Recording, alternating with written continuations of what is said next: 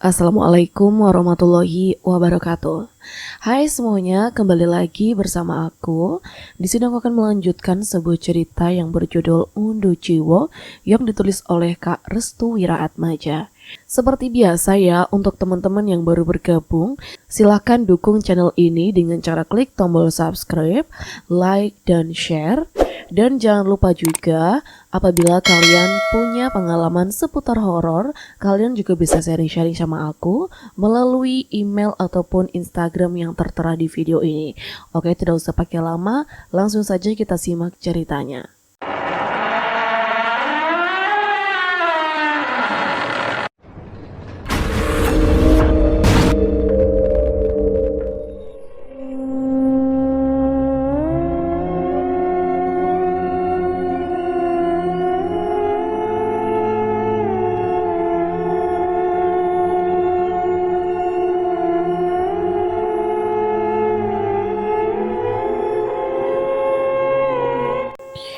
Perpaduan rasa sepat dan sedikit manis dengan aroma harum dan khusus dari bunga melati itu membuat Dini merasa melayang olehnya. Setelah memakan kembang melati dan menyisiri rambutnya, Dini kemudian keluar dari kamarnya dan membantu kedua orang tuanya yang sudah berada di sawah. Kehidupannya yang sederhana membuat Dini tidak melupakan dasar-dasar yang telah ditetapkan oleh keluarganya teruntuk di mana dirinya akan menikah nanti.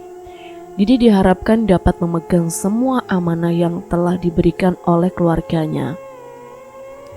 Sementara itu, Pak Sumardi dan Ibu Sumi menyadari bahwa bulan pernikahan akan jatuh sebentar lagi. Mereka berdua seperti sudah siap untuk menghadapi hal-hal yang sudah biasa hadapi, seperti melakukan pemandian terhadap para mayit yang nantinya berguguran tepat di bulan pernikahan.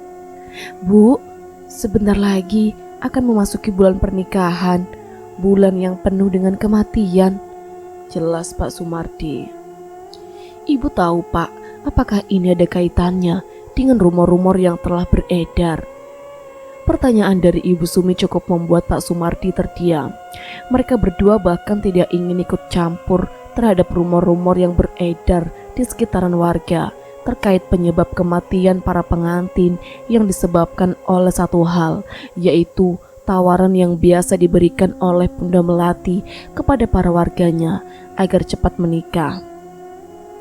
Desa ini benar-benar dikelilingi oleh orang-orang yang notabene memiliki kekuatan tertentu. Jika memang rumor yang beredar itu terjadi, kemungkinan besar kita harus mencari inti dari permasalahannya. Ibu Sumi masih belum melupakan jenazah yang meninggalkan saat dirinya masih dalam keadaan penggantin. Setelah dirinya dan Pak Sumardi telusuri, ternyata jenazah wanita itu adalah istri dari seorang anak terkenal di desa Terjokromo yang bernama Bagus. Dan keluarga dari wanita tersebut terus menuntut keadilan kepada keluarga Bagus. Namun semuanya tampak sia-sia. Karena itulah mereka menyebarkan rumor kepada warga lainnya untuk memberikan penjelasan terkait kematian aneh yang dialami anaknya sendiri. Namanya Kusumawati. Dia adalah korban ke-8, terhitung semenjak kita memandikan jenazah yang hampir semuanya pengantin. Ke-8 jenazah tersebut benar-benar dirias oleh satu orang yang sama, yaitu perias pengantin pribadi dari keluarga orang terkenal di desa ini karena kekayaannya, jelas Ibu Sumi. Ketika Ibu Sumi menyebutkan nama Biimah, dadanya begitu sesak dan jantungnya berdegup kencang. Ibu Sumi seperti menaruh kecurigaan yang sangat besar kepada salah seorang warga desa yang sejak dulu bekerja di keluarga Bagus ini. Seakan menjadi gambaran terbaru dari Ibu Sumi dan Pak Sumardi. Mereka berdua pun mengunjungi rumah korban ke-8 yang bernama Kusumawati. Tujuan mereka tidak lain dan tidak bukan adalah ingin mencari tahu terkait kematian aneh yang terjadi kepada korban ke-8 ini. Keinginan mereka hanyalah satu. Sebelum musim pernikahan tiba, mereka berdua bisa menghentikan ini semua dengan mengaitkan beberapa pihak. Jika tidak, maka korban-korban selanjutnya akan berguguran. Keberadaan rumah Kusumawati atau korban ke-8 dari pengantin Pak Sumardi dan Ibu Sumi mengunjungi rumah keluarga Kusumawati. Seperti biasa, kedatangan mereka berdua benar-benar sangat ditakuti oleh para warga. Setiap kali Pak Sumardi dan Ibu Sumi mendatangi rumah warga, itu menandakan telah terjadinya kematian dari salah satu anggota keluarga. Namun berbeda untuk kali ini, kedatangan dari Pak Sumardi dan Ibu Sumi benar-benar menginginkan titik terang terkait dengan 1 tahun setelah kematian dari Kusumawati.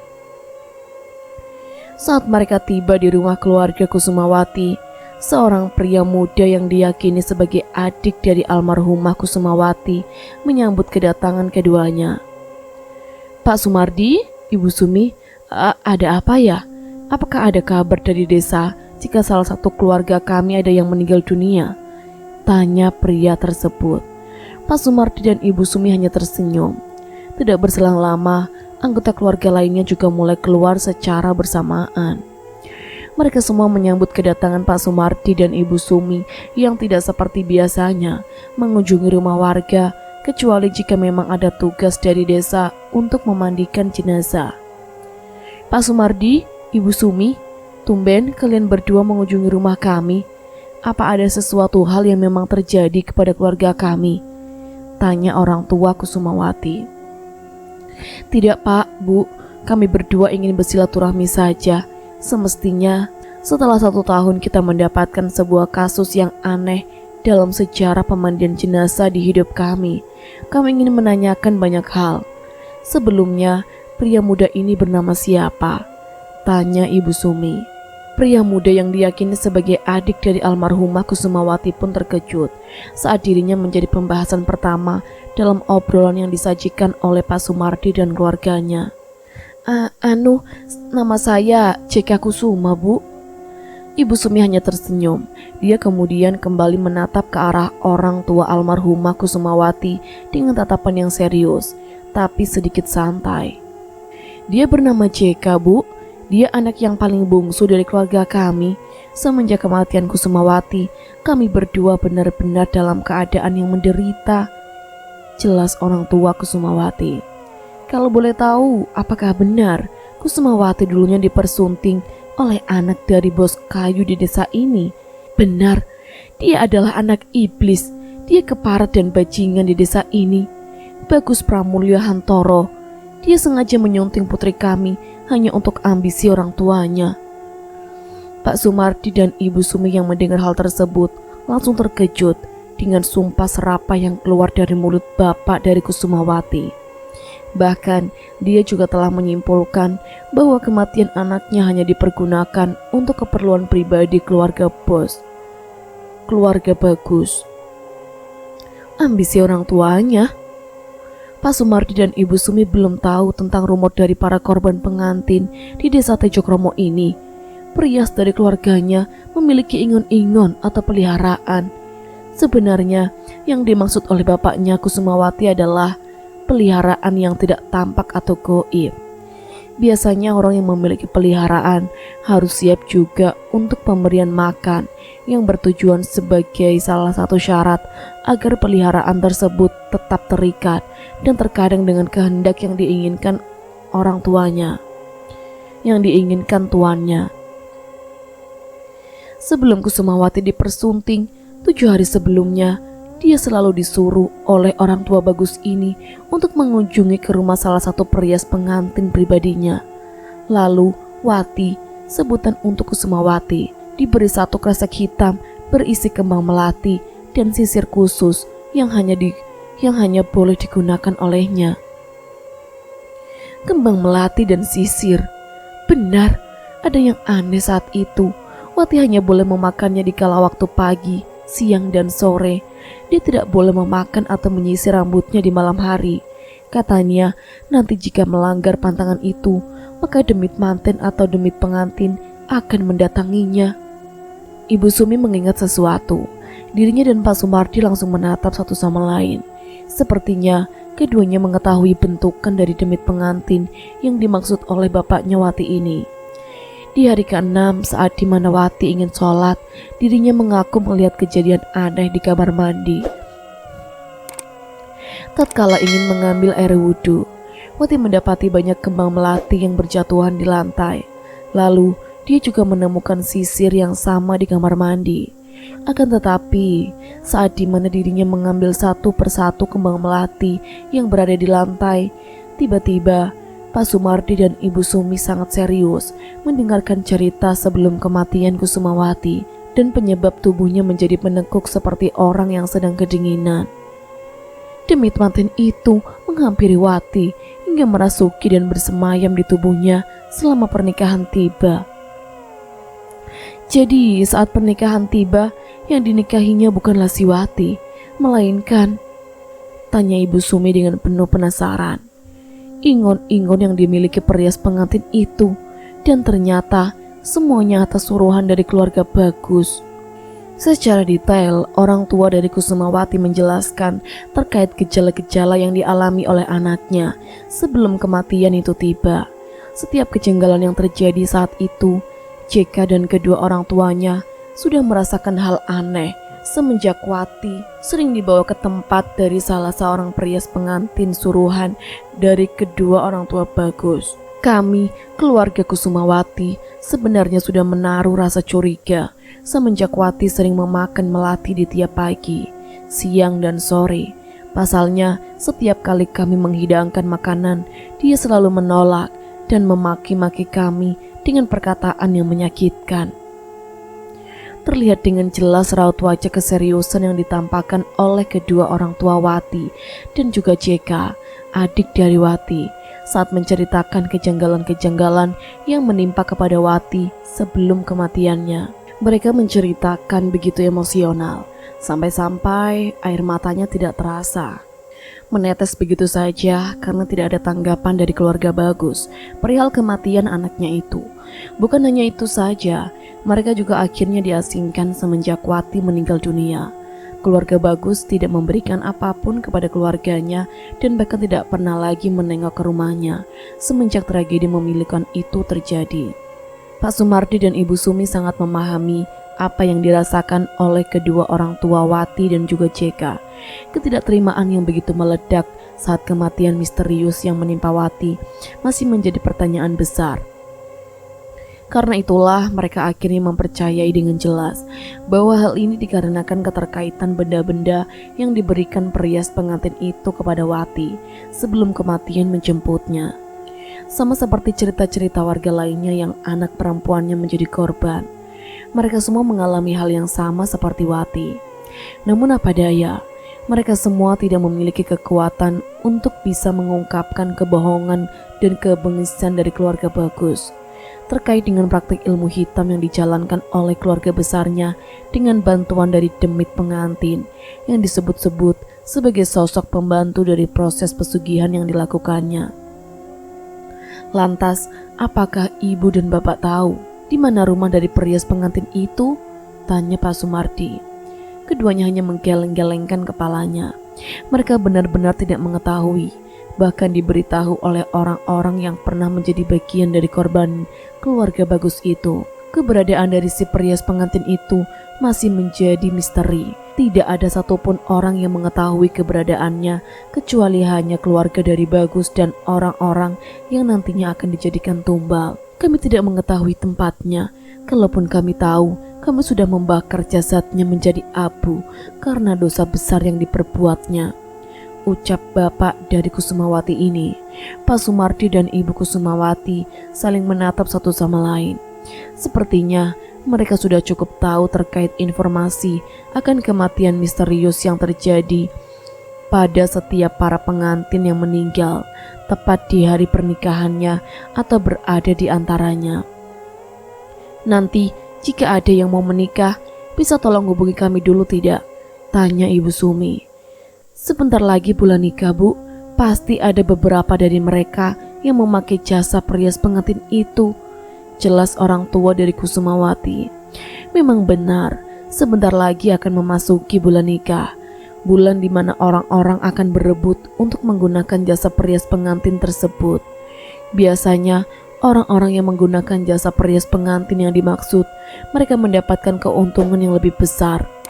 Karena itulah Sebagian orang yang memang ingin menjadikan bulan nikah sebagai momentum pernikahannya, mereka tidak terlalu banyak untuk mengeluarkan pengeluaran. Karena untuk jasa perias pengantin yang dijajakan oleh keluarga Bagus, termasuk jasa pengantin yang paling murah, namun memiliki kualitas yang sangat tinggi. Pak Sumardi dan Ibu Sumi akhirnya meminta izin untuk berpamitan. Keduanya juga kembali menyampaikan rasa duka yang begitu dalam terkait 1 tahun kematian dari seseorang gadis yang baik hati yang bernama Kusumawati. Pak Sumardi, Ibu Sumi, bolehkah kami meminta tolong? Tanya JK, adik dari almarhumah Kusumawati. Silakan Cak Ganteng. Tolong, jangan ada korban seperti Mbak Wati lagi. Tolong bongkar kejahatan dari keluarga Bagus. Kami bukan orang yang bergerak di bidang itu, Cak Ganteng. Kami berdua hanyalah seorang petugas yang biasa memandikan jenazah yang diutus oleh desa. Jika itu ada orang lain yang mungkin lebih mumpuni dibanding kami. Kalimat itu menjadi penutup. Dari mata JK, Ibu Sumi dan Pak Sumardi menemukan sebuah harapan. Harapan akan terungkapnya kematian yang sudah berlangsung selama 1 tahun lamanya. Namun lagi-lagi, sebelum Pak Sumardi dan Ibu Sumi pamit, orang tua dari Kusumawati memberitahu hal penting terkait keberadaan dari si perias pengantin menurut laporan para warga. Tunggu sebentar Bu, Pak. Pak Sumardi dan Ibu Sumi terhenti sejenak. Mereka berdua menunggu kalimat selanjutnya yang akan diucapkan oleh bapak dari almarhumah Kusumawati ini. Kalau tidak salah, aku pernah mendengar kabar dari warga sekitar jika Bagus akan menikah dengan salah seorang wanita dari desa sebelah. Mungkin mereka tahu akan tempat tinggal dari tukang rias pengantin itu. Lalu, apa yang harus kami lakukan? Tanya Ibu Sumi kepada bapak dari Kusumawati. Maksud saya, mungkin saja pernikahannya akan dilaksanakan beberapa hari ke depan. Dan yang aku takutkan, wanita itu adalah tumbal selanjutnya. Mendengar hal tersebut, Ibu Sumi dan Pak Sumardi hanya mengangguk paham. Mereka berdua memang berniat untuk menghentikan hal tersebut. Namun, untuk siapa orang yang mampu menghentikannya? Pak Sumardi dan Ibu Sumi akan melakukan bersama dengan orang-orang yang mumpuni dalam bidang ini. Sekali lagi, saya minta tolong jangan ada korban yang sama seperti anak saya, pinta dari Bapak Kusumawati. Ibu dan Pak Sumardi pun mengiyakan apa yang dikatakan oleh orang tua Kusumawati. Terlihat dengan jelas keseriusan dari orang tua Kusumawati, sampai-sampai air matanya berjatuhan tatkala mendengar kalimat itu, seperti memberikan sebuah arti tersirat bahwa luka mereka belum juga kering dimakan waktu. Mereka semua berharap jika kematian dari Kusumawati dapat terungkap dan si pelaku bisa mendapatkan balasan yang setimpal dengan apa yang diperbuatnya.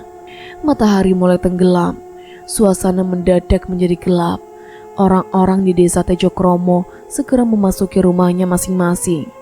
Selama seharian penuh, mereka berada di luaran rumah. Akhirnya mereka beristirahat untuk berkumpul bersama dengan keluarganya masing-masing. Besok kita harus ke desa sebelah. Bapak yakin mau ke sana. Jika pelakunya tidak ditemukan, lantas siapa yang akan menghentikannya? Atas kesepakatan dari mereka berdua, akhirnya mereka memutuskan untuk mendatangi desa sebelah pada pagi hari untuk menemui wanita yang nantinya akan dinikahkan oleh Bagus. Desa sebelah, Desa Wongso. Namun berbeda di desa sebelah, desa yang ditinggali oleh keluarga Dini. Tampak terlihat seorang wanita yang dikabarkan akan menikah sebentar lagi sedang melakukan gerakan aneh di penghujung maghrib itu. Ia menari-nari di dekat kamarnya sembari menyanyikan lagu yang biasa digunakan untuk menyambut pengantin Jawa pada umumnya. Di saat yang bersamaan, Ibu Sri dan juga Pak Terjo merasa aneh dengan perilaku anaknya yang tiba-tiba berubah. "Duk, kue nang opo?" tanya Pak Terjo. Saat Pak Terjo menanyakan hal itu, Dini justru tersenyum. Lalu tidak lama kemudian Dia menundukkan setengah badannya sembari mengatakan, "Aku ini sedang mengalami kebahagiaan. Sebentar lagi bulan pernikahan akan tiba." Pak Terjo dan Ibu Sri hanya terdiam saat anaknya mengatakan hal itu. Mereka berdua benar-benar tidak mengerti terkait apa yang dikatakan oleh anaknya terkait bulan pernikahan yang dimaksud. "Ibu, ayo ikut aku," ucap Dini sembari menarik tangan ibunya dengan kencang. Tangan Ibu Sri ditarik menuju ke sebuah kamarnya. Kamar yang terbuat dari anyaman bambu namun tampak terlihat nyaman. Itu terdapat satu benda yang sangat berharga menurut Dini saat itu. Dia adalah cermin. Cermin yang berada di meja tempat dirinya merias menjadi sebuah benda yang sangat disenangi kali ini. "Bu, aku cantik kan?" tanya Dini. Iya Nduk, kamu cantik. Sebentar lagi aku akan dinikahi oleh seorang pria kaya raya, ganteng dan mencintaiku sepenuhnya. Aku tidak sabar ingin melihat pesta pernikahan itu, Bu." "Kamu waras kan, Nduk? Kamu gak lagi dipelet atau apa kan? Kok kamu aneh gitu?" tanya Ibu Sri. "Ibu, aku lagi bahagia, aku lagi seneng. Aku lagi merasakan bahwa dunia sedang berpihak kepada aku. Karena itu, aku tidak berhenti untuk menari dan bercermin setiap hari." Ibu Sri yang melihat perubahan perilaku dari Dini hanya bisa bertanya-tanya dalam hatinya. Entah karena itu adalah sebuah kebahagiaan yang baru saja diungkapkan oleh anaknya, atau ada hal lain yang menjerumuskan anaknya menjadi seperti itu. "Sudah Nduk, sebentar lagi maghrib. Gak baik bercermin kalau maghrib tiba. Ayo kita sholat bareng-bareng." Dini tidak mengindahkan perkataan ibunya. Dia tetap bercermin dan tersenyum dengan sendirinya sembari memuji-muji kecantikan wajahnya yang tidak tertandingi oleh wanita-wanita lain di desanya. Setelah memerintahkan anaknya, Ibu Sri keluar dari kamar dan langsung mengambil air wudhu di kamar mandi. Namun entah mengapa, Ibu Sri merasa ada yang tidak beres dengan perilaku anaknya yang baru-baru ini terjadi. Tidak seperti biasanya. Dini tidak pernah melakukan hal tersebut. Dia bahkan selalu menuruti apa yang menjadi kemauannya, terlebih lagi jika melakukan sholat berjamaah. Wajar saja jika mungkin dirinya akan lepas lajang. Banyak sekali hal-hal menarik yang akan didapatkan tatkala seorang wanita jika ingin menikah. Ibu Sri mencoba untuk menyambut semua perilaku anaknya dengan berpikiran baik. Tibanya di kamar mandi, Ibu Sri segera berwudu. Di hadapannya sudah berdiri sebuah kendi berukuran besar yang sengaja diletakkan di dekat bak kamar mandi, dengan tingginya dibantu oleh sebuah dukun yang sudah dibuat sebelumnya menyerupai kursi. Setiap kali dirinya sedang menengadahkan kedua tangannya untuk mengambil air yang keluar dari kendi, Ibu Sri selalu mendapati bunga melati di dalamnya. "Loh, kok ada melatinya?" Ibu Sri kemudian membuang air itu dan kembali menengadahkan tangannya ke arah mulut kendi untuk mengambil air yang kedua kalinya. Namun tetap saja, tiap kali air itu keluar dari dalam kendi, air itu membawa bunga melati. Sampai-sampai di lantai kamar mandinya sudah penuh dengan bunga melati yang entah dari mana asalnya. Ini melati dari mana? Karena penasaran, Ibu Sri pun memeriksa bagian dalam kendi. Dia hanya ingin tahu siapa yang meletakkan bunga melati di dalam kendi itu. Awalnya, Ibu Sri meletakkan tangan kanannya ke dalam kendi itu. Akan tetapi, tangannya malah mendapati benda aneh yang berada di dalamnya. Dia seperti memegang sebuah benda yang halus dengan ukuran panjang seperti rambut. "Hah? Apa ini?" Ibu Sri pun mengangkat tangannya, dan benar saja ada beberapa helai rambut yang sudah menempel ke jari jemarinya. Rasa penasaran Ibu Sri semakin membesar. Untuk kedua kalinya, Ibu Sri kembali memasukkan tangan kanannya ke dalam kendi yang berukuran besar itu. Saat tangan kanannya kembali meraba ke bagian sisi yang lain, Ibu Sri mendapati benda aneh yang berada di dalamnya. Dia merasa seperti sedang memegangi sebuah wajah lengkap dengan bagian mulut, mata, hidung, dan telinganya.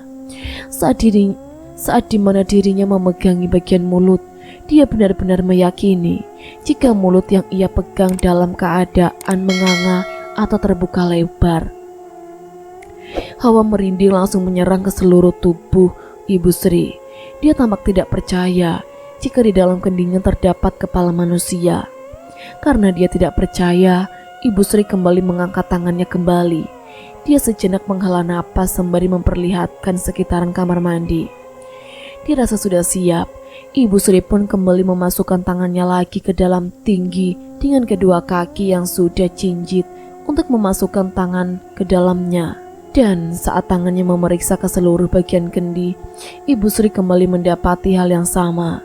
Ia menyentuh sebuah benda layaknya kepala manusia dengan rambut yang memenuhi bagian dari kendi besarnya tersebut. Lalu rasa penasarannya kembali ia arahkan untuk meraba ke bagian wajah. Dengan memejamkan kedua matanya, tangan Ibu Sri kemudian meraba satu persatu bagian wajahnya, dari bagian mata, telinga, hidung, dan terakhir adalah bagian mulut. Masih dalam kondisi yang sama, mulut yang dipegangnya dalam keadaan menganga atau terbuka lebar. Ia pikir ini hanyalah halusinasi saja, karena jika memang itu adalah sungguh-sungguh kepala manusia, tentunya bagian mulutnya akan tertutup di saat jari jemarinya menyentuh ke bagian yang sama. Akan tetapi, saat kedua kalinya Ibu Sri menyentuh ke bagian mulut, tiba-tiba kedua tangannya merasakan ada yang berbeda. Di saat dimana dirinya bisa menyentuh bagian lain di mulut tersebut, seperti gigi dan yang lainnya, tiba-tiba bagian mulutnya menutup dengan sendirinya. Ibu Sri pun terkejut. Saking terkejutnya, tangannya masih tersangkut di dalam kendi besar itu hingga membuat dirinya dan juga kendi tersebut terjatuh secara bersamaan. Ibu Sri tertimpa kendi tersebut hingga membuat dirinya terjatuh pingsan di dalam kamar mandi. Keributan itu membuat Pak Terjo dan juga Dini langsung menuju ke kamar mandi. Saat dimana dirinya sudah berada di kamar mandi, raut wajah mereka berubah seketika. Yang dilihatnya sekarang adalah tubuh Ibu Sri yang sudah tergeletak di kamar mandi bersamaan dengan reruntuhan kendi yang telah hancur porak-porandakan. Tubuh Ibu Sri dibawa menuju kamar. Bagian kepalanya mendapatkan perawatan khusus karena terdapat luka memar. Pak Terjo dan Dini merawat Ibu Sri, berharap Ibu Sri bisa menceritakan apa yang terjadi sampai-sampai dirinya bisa mengalami tragedi itu. 1 jam lamanya mereka menunggu Ibu Sri untuk terbangun. Akhirnya Ibu Sri siuman dan kembali sadar. Dia dapat melihat wajah suaminya dan anaknya dengan jelas. "Alhamdulillah, Ibu sudah sadar," ucap Pak Terjo kepada istrinya. Ibu Sri pun meminta kepada suaminya untuk membangunkan tubuhnya agar bisa bersandar. Sembari menunggu Ibu Sri tersadarkan sepenuhnya, Dini memberikan teh buatannya yang sudah tidak hangat lagi kepada ibunya. Ibu Sri menerima teh tersebut dan langsung meminumnya hanya beberapa teguk saja. Dia kemudian memberikan teh itu kepada suaminya dan diletakkan kembali ke meja terdekat. Tangan kanan Ibu Sri langsung meraba-raba bagian kepalanya. Ia baru ingat jika maghrib tadi dirinya baru saja tertimpa sebuah kendi besar yang berada di kamar mandi. Karena itulah ia merasa sakit pening di bagian kepalanya. "Bu, Ibu gak apa-apa kan? Masih sakit gak?" tanya Dini kepada ibunya. "Alhamdulillah, baik-baik saja nak, tapi Ibu masih takut." "Takut apa, Bu?" "Ibu merasa di rumah ini ada yang gak beres." Pak Terjo dan Dini hanya terdiam saat Ibu Sri mengatakan hal itu. Mereka berdua justru kebingungan dengan asumsi yang tercipta dari Ibu Sri setelah dirinya tertimpa kendi di kamar mandi. "Memangnya tadi pas Ibu di kamar mandi, apa yang terjadi?" tanya Pak Terjo. Pertanyaan itu tidak dijawabnya. Ibu Sri lebih memilih untuk membungkam dan tidak ingin mengatakan kepada suaminya. Ia hanya takut jika apa yang terjadi kepada dirinya hanyalah perasaan pribadinya saja. Hanya saja dirinya menjadi trauma. dia mengalami trauma berat dengan bebauan melati yang ada di rumahnya. Pasalnya, setiap kali dirinya mencium bebauan melati, Ibu Sri akan mendapati hal-hal aneh yang berada di luar kendali dirinya dan di luar kebiasaan yang pernah dirasakannya selama bertahun-tahun berada di rumah.